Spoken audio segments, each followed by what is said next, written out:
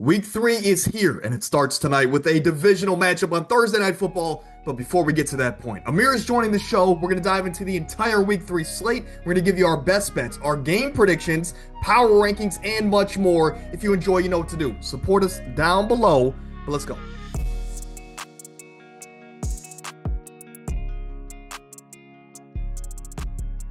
Amir, let's start on this Thursday night affair, and we'll make this one quick because on one end, it hasn't been pretty. On the other, you look like a Super Bowl contender. Miami, they're 0-2, and they've lost games, and nothing has looked right. It was the offseason mojo that was off. It was all these comments that their star players and coaches were making. Nothing felt right, and that's why this entire offseason, I said that they were going to win 6 games or less this regular season. Amir, I look like a genius at this point in time. But on the flip side, Buffalo, they've had some high-scoring shootouts. They've scored 72 points in the span of 2 weeks, and as you see on your screen, Josh Allen is 12-2 against the Miami Dolphins. He's 7-0 on Thursdays, which I didn't know, and That's he's home. crazy. Amir, your thoughts on this one? Does Miami have any chance to make this interesting? Yeah, this is definitely major blowout territory. I think the only positive for them is that, the way their roster construction is, the way their offense is. I mean, it could be any game where they could just go in a shootout and have a chance. But my concern is that their defense is so bad on all levels. I mean, like their run defense has been, I guess, not the worst, but I mean, they can't cover. I mean, they give up way too many big plays. I mean, I watched Ramondre Stevenson have like a 60-yard reception last week. And it's like, I mean, they just have so many issues that even stem just beyond talent. I think this is easily a very high chance of a blowout territory. I want to ask you this, Amir. Obviously, it's a mess in Miami right now. Who do you think's the first to go? Do you think it's one of these guys that gets traded? Do you think Tyreek gets traded at the midseason mark? That's possible. Maybe he goes back to Kansas City. Or do you think it's the coach? Let's say they go 0-4, 0-5. What is the first domino to fall in this Miami organization, in your opinion? In my opinion, I think the first thing is going ahead and just clearing cap space. I think Tyreek is gone. I mean, he's already, started a lot of these cultural issues these past couple of years, and him saying, I'm done. I want out of Miami. Him, crying about not getting the ball. And it's like he chose to play with Tua, and he could have easily not have chased after money and chased after even more pay, and he could easily be a 3-time Super Bowl champ, maybe even 4-time Super Bowl champ in Kansas City. And he goes to Miami and he already ruins the culture there, in my honest opinion. And so I think he's gone. I think eventually Tua's going to get benched. I think eventually I wouldn't be surprised if by like week 10 we see Quinn Ewers in there getting the shot, just because I mean they drafted him. And I wouldn't be surprised if it gets to a point in the season where we just start seeing tanking and then everyone is just gone. Quinn Ewers is nasty. I don't want that to be my starting quarterback. But let's Exactly. move to Sunday. Sunday night football. We have again, no doubt, the game of the week. The Lions, after they bounce back with a 50-point performance against their former coach, they go to Baltimore and they take on the Ravens. And it says 24-4 because that is Lamar Jackson's record against NFC opponents. He doesn't lose to NFC opponents. And then when you add on to that Jared Goff playing outdoors in prime time in a tough environment, those are all things that have not gone well for Jared Goff in his career, no matter what team he was on or who his coach. That all signs just point to this being a high-scoring game. But like we talked about off the pod, it could just be the fact that Baltimore blows the Lions out and they just continue their AFC versus NFC dominance under Lamar Jackson. Amir, your thoughts on this Sunday night affair? Am I giving the Lions a fair chance here, or am I underrating them in this one? I think it gets to a point where it's like, you keep on talking about it. I think it's still early for the Lions in the season to really figure out their identity, with 2 first-year coordinators. Because even last game, too, I mean, like their offense schematically has been successful the past couple years, built on the run game. And I feel like they still haven't figured out their run scheme just yet. I mean, like, you still kind of see them leaning more on Jahmyr Gibbs, even though I love their identity the past couple years of having Monty start off, having Monty be that bruiser, and having Gibbs being your home run hitter. And the first game they tried to lean on the run, it didn't work. They struggled. Last game they go ahead and they lean on the pass a bit, and it works. But I just think this game here it's going to be tough to lean on the run because we know Baltimore. The reason why their defense is bad is because of their secondary, but their run defense is always stout. It's always great. And what concerns me is making Goff throw the ball 35 times this game. Yes. Yeah, I mean, that Ravens defense looked electric last week. Now, they were playing our Cleveland Browns, so we make anybody look better, but the Ravens still have looked good this season. They just happen to kind of fall apart there at the end of week one against the Buffalo Bills. Regardless of who wins this one, it will be a statement victory, and there's going to be a lot of storylines coming out of it. But, Amir, going into week number three, it's an early season, but we already have a lot of big changes. Five backups, quarterbacks, are projected to start this week. Crazy. We have Jake Browning and Carson Wentz going head to head in that one. We have Marcus Mariota taking over for Jaden Daniels if he is ruled out. We have Tyrod going in for Justin Fields, and Mac Jones started last week for Brock Purdy. He will yet again this week. You see their matchups on the screen there, Amir, and we know that backup quarterbacks can be huge for teams that deal with a lot of injuries as far as keeping them afloat for their playoff chances and playoff lives. Out of these five names, who do you think has the biggest impact this week? Who do you think leads their team to victory, whether based on the numbers or, hey, they're just a great game manager? Okay, well, first of all, Tyrod Taylor doesn't even have a chance. I really feel bad for him. I mean, because that offense is a dumpster fire.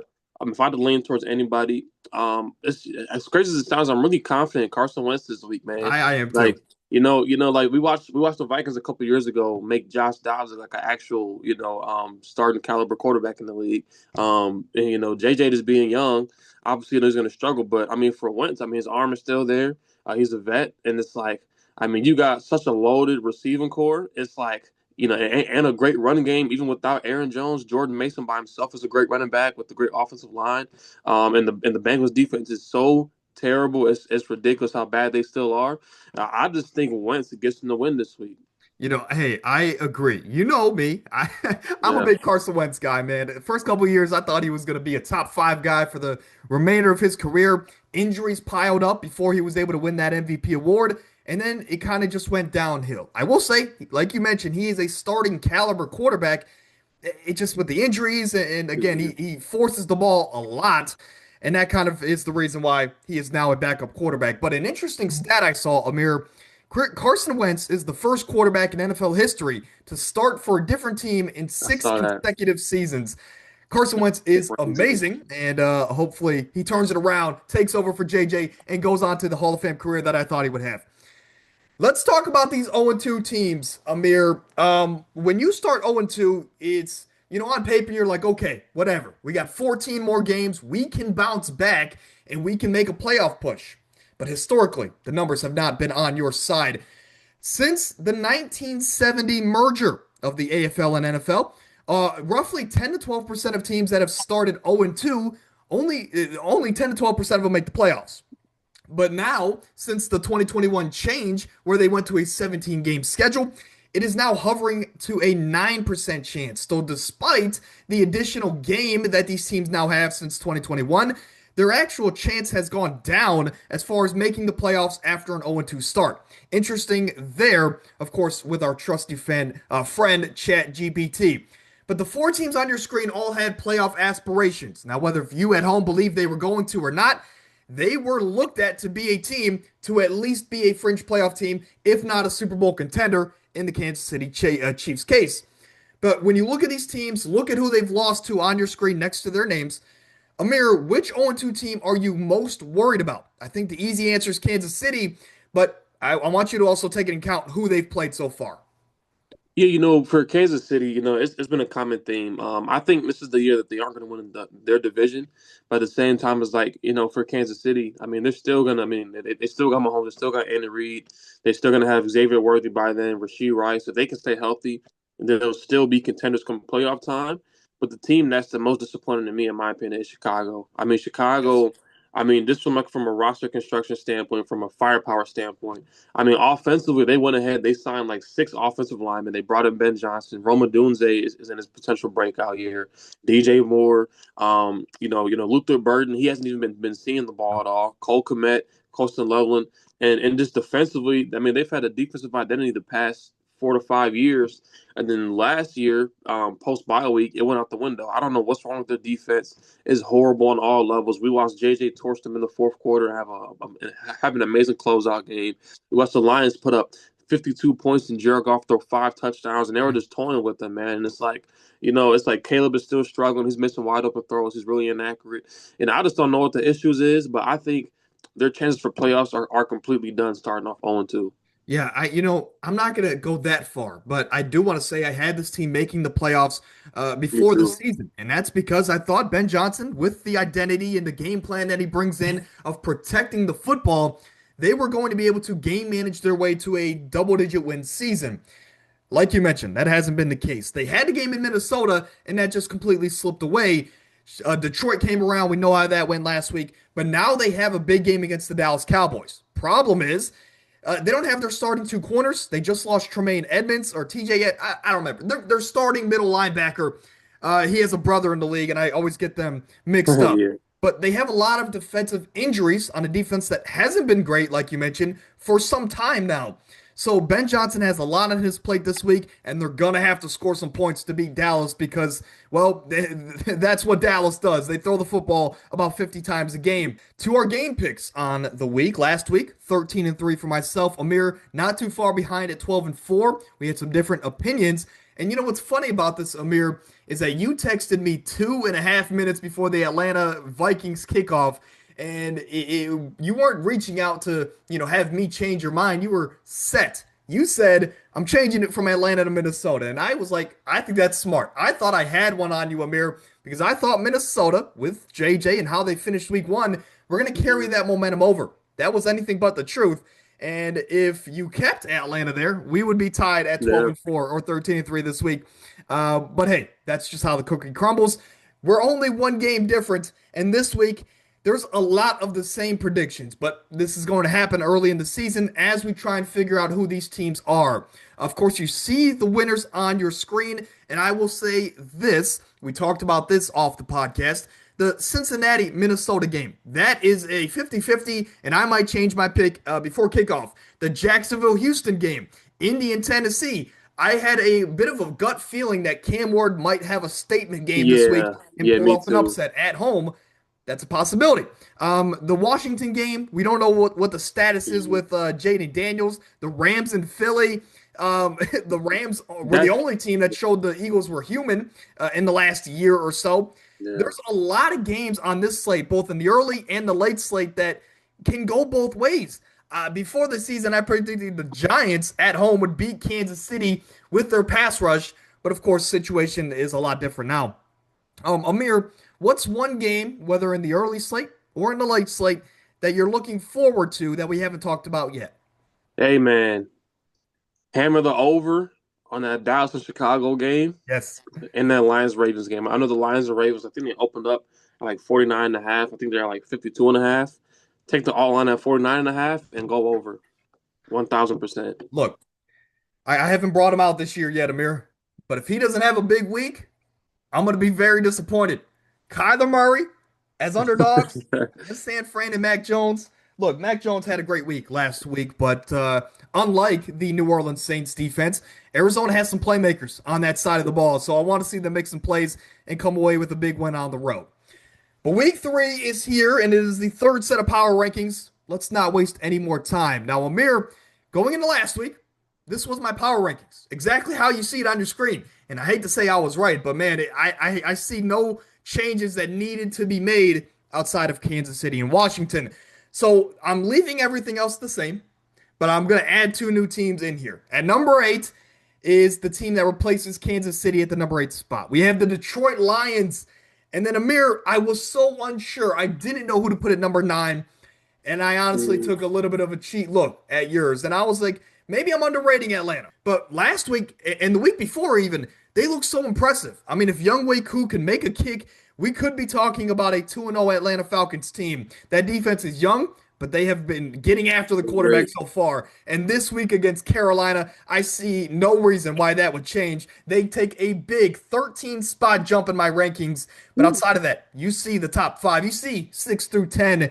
And honestly, I love it. So going into week number 3, big statement week for a lot of these teams. But Amir, you have a little bit more change in your rankings. So I'm going to give you the floor here because you have 2 new teams at the bottom of your rankings. And which 2 teams are those? So my bottom two teams are the Atlanta Falcons and the Indianapolis Colts, and it's like, it's so nasty putting the Colts at 9 right Yes. now. Yeah. But it's like, I mean, this is based off the way they're playing. I said the first like 4 weeks, you're really gauging of like what a team is. I just think for the Colts, they're playing like a top 10 team. Will it stay like this? I'm not sure. I mean, it might be a matter of time until Daniel Jones ends up just falling apart. But at the same time, it's like, I mean, they're so great offensively. The new D coordinator, I completely forgot his name, but like, I mean, defensively, they have hit a huge jump. It still concerns me a bit. But I mean, they've hit a huge jump defensively. In Atlanta, man, Atlanta defensively looks amazing. They had JJ and that Minnesota offense in absolute prison. Yes. And it's like offensively too. I mean, like you can just see the ceiling with Penix, with Drake London, with Mooney, with all these guys. And I mean, in that week one game, like you said, one missed field goal away, and also just one game winning drive by Baker away from being 2-0 right now. Kyle Pitts has looked really good as a He Gators fan. has, First he time in his has career, too. he's looked really good. Yeah, Let's for move on sure. to 7-8 for you. And so I got the Lions at 8. I'm still a bit concerned with the two first year quarters. I thought last week was a great statement game, a great game to get back on track. I really think this week will be a tell. If they go out and get smoked and get blown out, then I think they'll either get moved down or just stay right here because I think Chicago is just absolute garbage. Yes. I got the Bucks at 7. The Finally. Bucks for the Bucks for me, it's kind of weird because I've been to a place where I've called them frauds the past couple of years, but I just think they have so much firepower. It's absolutely ridiculous, man. And Baker, shout out Baker, he's playing like a top 5 quarterback. I think as of right now, he's probably at worst the sixth best quarterback in the league, in my opinion, which is crazy to say. Um, I got the Rams at 6. The Rams and Chargers, in my opinion, are definitely switchable.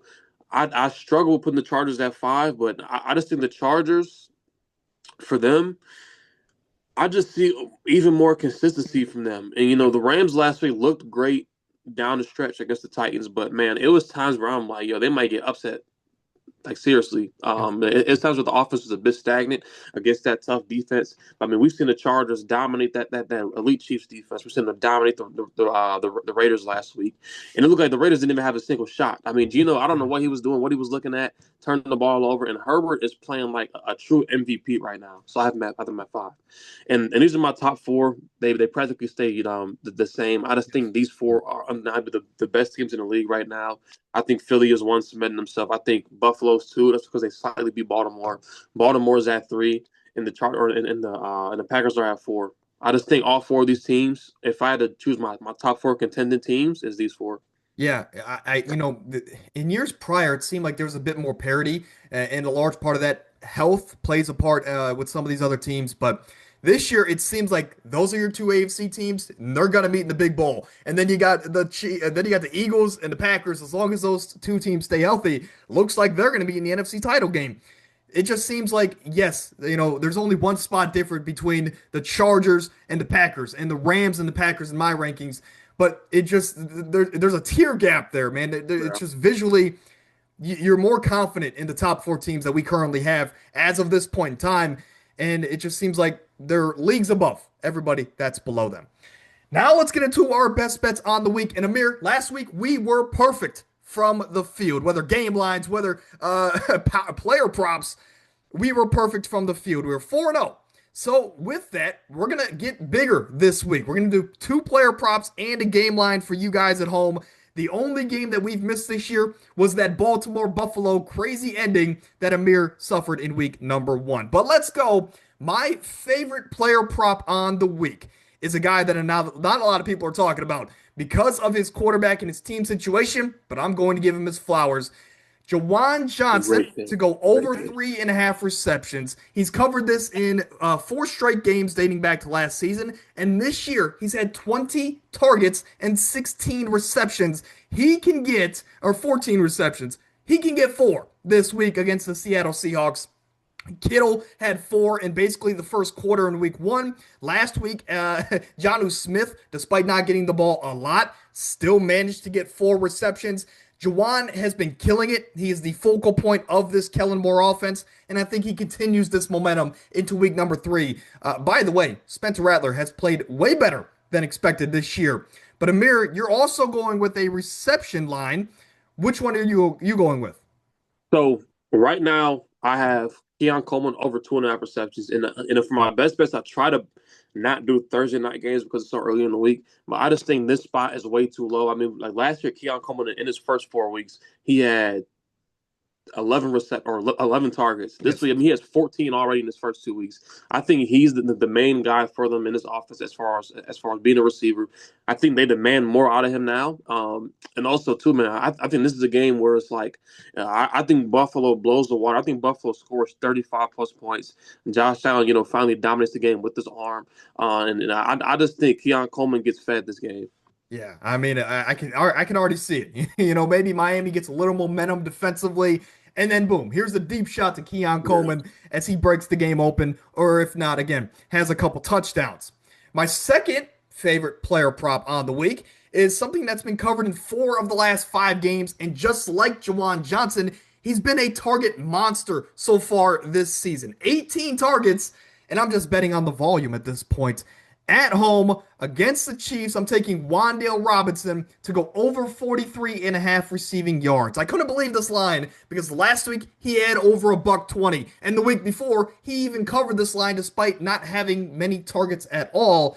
He's in the slot. This is an offense under Brian Daboll that loves those slot receivers. And as we know, Spags is going to focus on Malik Neighbors in that Sunday or that Monday matchup, whatever takes place.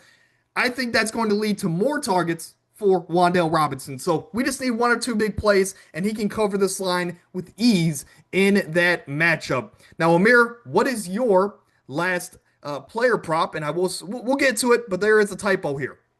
So mine is Lamar Jackson under an interception, and this is a really safe pick. The odds are about when I checked this like a minus 180. I think this is a safe pick to go ahead and just pair with the money line, pair of Jawan Johnson, which I love that pick. I'm Yes. still in that pick the second I get off the show, and I'm putting that in. But this is a really safe pick. I think this will be a game where it's like Baltimore they blows the water. I mean they might score 40 points, but I think this is a game where you just see him just dominate with his arm. Derrick Henry dominates on the ground, and I just don't see Detroit even having a chance at even slowing them down. Yeah. The last time Lamar had an interception at home was week 11 of last year against Pittsburgh, which Pittsburgh picked him off twice last year, so they just had his number. But to clarify, before we move on to the game lines, it is under. That was a typo on my end. So under interceptions for Lamar Jackson. Now, let's go to the game lines. And of course, we try and pick the best matchups that aren't necessarily, that have some good value to them. We could just come up here and say Buffalo money line at minus 800. We're not trying to do that. We're trying to get you guys some money if you are straight betting. And to me, I'm going to stick with the Atlanta Falcons. This line opened at minus 1.5 favorites for the Atlanta Falcons. Now it's up to 5.5. I got it at 3, but if you want to take 5.5, I am comfortable with that as well. I'm honestly comfortable up to 6.5 with the Atlanta Falcons on the road versus a Carolina team that has done anything but progress this year outside of Bryce Young. So Atlanta, this momentum, they're one of the hottest teams in the league, and I think they continue that against a divisional foe. Now, Amir, you're going with a team that is actually 0-2 against the spread this year. Luckily for you, you're not going with the spread. You're going straight up as an underdog on the money line. Which team are you going with?